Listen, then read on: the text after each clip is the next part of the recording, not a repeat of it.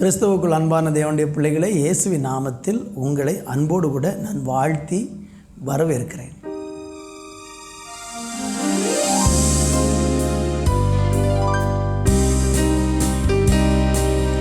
எண்ணில் அடங்கா ஸ்தோத்திரம் தேவா என்றென்று நான் பாடுவேன்.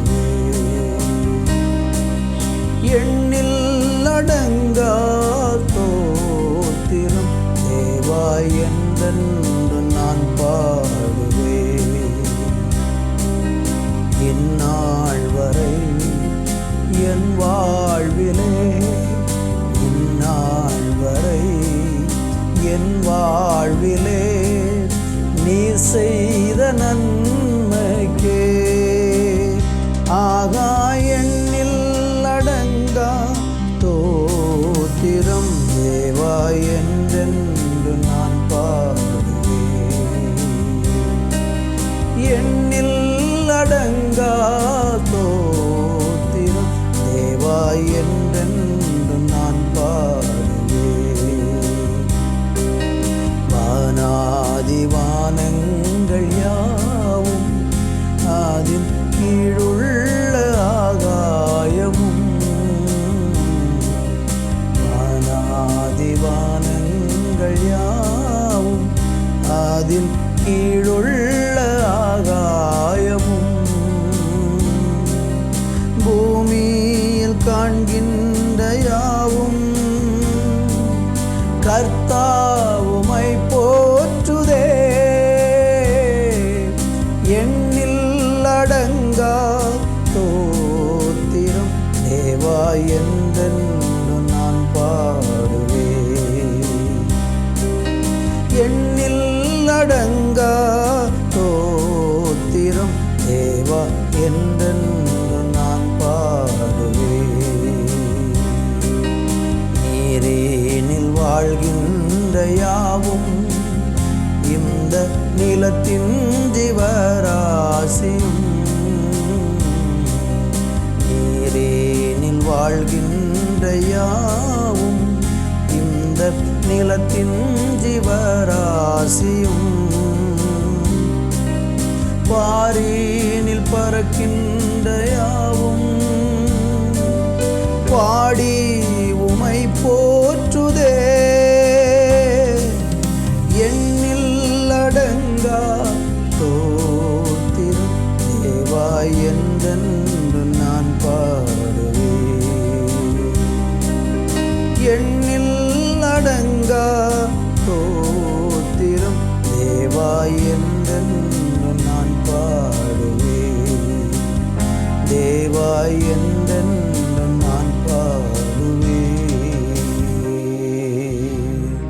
அன்புள்ள பிதாவே, உம்முடைய சமூகத்தை நாடி வந்திருக்கிறோம். எண்ணில் அடங்காத, எண்ணிக்கைக்கு அடங்காத நன்மைகளை எங்கள் வாழ்க்கையில் செஞ்சுருக்கிறீங்க.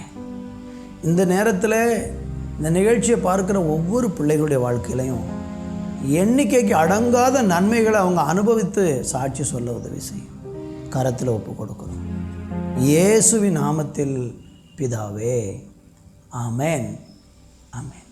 அருமையான தேவனுடைய பிள்ளைகளே, இந்த நாளில் தியானிப்பதற்கு யோபுவின் புஸ்தகம் 5ஆம் அதிகாரம் 9வது வசனம், ஆராய்ந்து முடியாத பெரிய காரியங்களையும் எண்ணி முடியாத அதிசயங்களையும் அவர் செய்கிறார். வாசித்து கேட்ட இந்த வசனத்தில் நம்ம பார்க்கும் பொழுது, ஆண்டவராகிய கர்த்தர் நம்ம ஆராய முடியாத அளவுக்கு பெரிய காரியங்களையும், நீங்கள் உங்கள் ஆயுசு நாட்கள் முழுவதும் எண்ணினாலும் எண்ணிக்கைக்கு அடங்காத விதத்தில் நம்ம வாழ்க்கையில் அவர் அற்புதங்களை செய்கிறவராக இருக்கிறார். ஆராய்ந்து முடியாத காரியங்களை செய்வார், எண்ணி முடியாத அதிசயங்களை செய்வார். நீங்கள் வேறு எங்கே போனாலும் இப்படிப்பட்ட ஒரு அற்புதத்தை தேவன் உங்களுக்கு நம்ம வாழ்க்கையில் தரப்போகிற விதமான அற்புதத்தை நீங்கள் எங்கேயுமே பார்க்க முடியாது. யோபின் புஸ்தகத்தில் 37:5 சொல்லுகிறது, தேவன் தம்முடைய சத்தத்தை ஆச்சரியமான விதமாய் குமுற பண்ணுகிறார், நாம் கிரகிக்கக்கூடாத பெரிய காரியங்களை அவர் செய்கிறார். நம்முடைய புத்திக்கு எட்டாத காரியங்கள் கூட நம்ம வாழ்க்கையில் ஆண்டவர் செய்ய முடியும். நம்ம ஒரு நாள் அப்படி எதிர்பார்த்துருக்க மாட்டோம். உங்கள் தனிப்பட்ட வாழ்க்கையில், உங்கள் குடும்பத்தில் நீங்கள் எதிர்பார்த்திராத விதத்தில் உள்ள அதிசயங்களை எல்லாம் செய்வதற்கு ஆண்டவர் போதுமானவராக இருக்கிறார். உங்கள் வாழ்க்கையில் நீங்கள் கொஞ்சம் யோசித்து பாருங்கள். உங்கள் வாழ்க்கையில் அதிசயமே இல்லையா, என் வாழ்க்கையில் ஒரு அற்புதமே நடக்கலே அப்படின்னு சொல்லி நீங்கள் மிகவும் சோர்ந்து போய் இருக்கிறீங்களா? அப்படி நீங்கள் சோர்ந்து போய் இருக்கிறீங்கன்னா நான் உங்களுக்கு சொல்கிறேன், ஆண்டவர் உங்களுக்கு அதிசயமான காரியங்களை செய்ய முடியும். சங்கீதம் 40:5 சொல்லுகிறது, என் தேவனாய் கர்த்தாவே, நீர் எங்கள் நிமித்தம் செய்த உம்முடைய அதிசயங்களும் உம்முடைய யோசனைகளும் அநேகமாய் இருக்கிறது. சொல்லிட்டு சொல்கிறாரு, ஒருவரும் அவைகளை உமக்கு விவரித்து சொல்ல முடியாது. நான் அவைகளை சொல்லி அறிவிக்க வேண்டுமானால் எண்ணிக்கைக்கும் மேலானவை.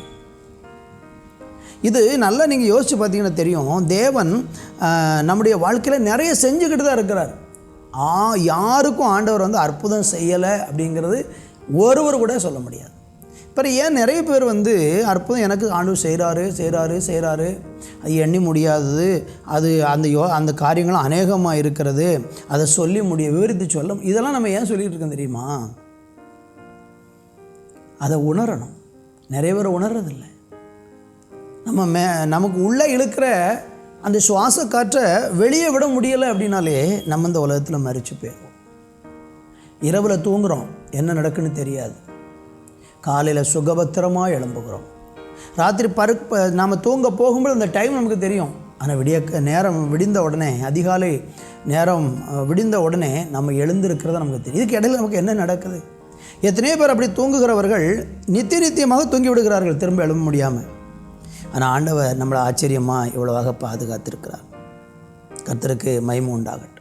இன்னொரு வசனம், சங்கீதம் 72:18, இஸ்ரவேலின் தேவனாக இருக்கிற கர்த்தராகிய தேவனுக்கு ஸ்தோத்திரம் பண்ண, அவரே அதிசயங்களை செய்கிறவர்.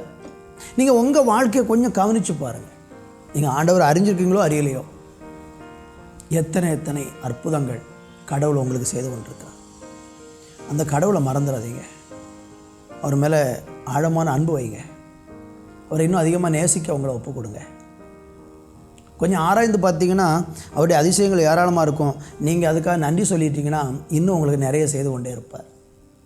இன்றைக்கி ஒரு அற்புதத்தை எதிர்பார்த்து தானே இருக்கிறீங்க. பிள்ளைகளுடைய படிப்பில், திருமணத்தில், வேலையில், சரீரத்துக்குள்ளே, அல்ல மன ரீதியில் ஒரு அற்புதத்தை எதிர்பார்த்து கொண்டு அல்லவா காத்திருக்கிறீங்க.